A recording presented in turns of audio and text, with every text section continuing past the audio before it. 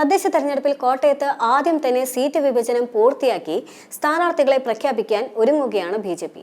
ചർച്ചകളിൽ അതിവേഗം നീക്കുപോക്ക് നടത്തി വളരെ കുറച്ച് സീറ്റുകളിൽ മാത്രമാണ് സ്ഥാനാർത്ഥികളുടെ കാര്യത്തിൽ ആശയക്കുഴപ്പം നിലനിൽക്കുന്നതെന്നും ഇവ ഉടൻ പൂർത്തിയാക്കി അതിവേഗം പ്രചരണം ആരംഭിക്കാനാകുമെന്നുമാണ് ബി.ജെ.പിയുടെ പ്രതീക്ഷ.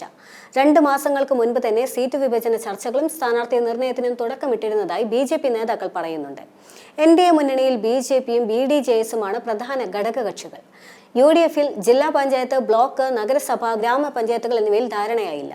കേരള കോൺഗ്രസ് ജോസഫ് വിഭാഗവും മുസ്ലിം ലീഗുമായി തർക്കം നിലനിൽക്കുന്നതിനാൽ ചർച്ച തുടരുകയുമാണ്.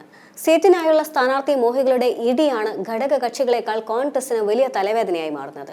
വനിതാ സംവരണവും SC/ST വനിതാ സംവരണവും ചേർന്ന് 60% സീറ്റുകൾ വനിതകൾക്ക് സംവരണം ചെയ്തതിനാൽ തന്നെ വിരലിൽ എണ്ണാവുന്ന സീറ്റുകളെ ജനറലായുള്ളൂ. ഒരു വാർഡിലേക്ക് 1/2 ഡസൻ സീറ്റ് മോഹികളാണ് ഇടികൂടുന്നത്.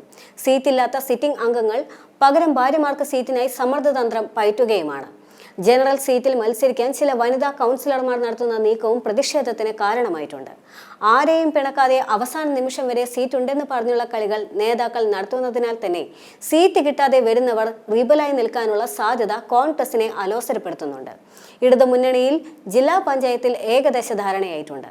കേരള കോൺഗ്രസ് എമ്മിന് നൽകിയ 10 സീറ്റിൽ 1 പൊതു സ്വതന്ത്രനായിരിക്കണമെന്ന CPM നിർദ്ദേശത്തിന് വഴങ്ങിയതായാണ് അറിയുന്നത്.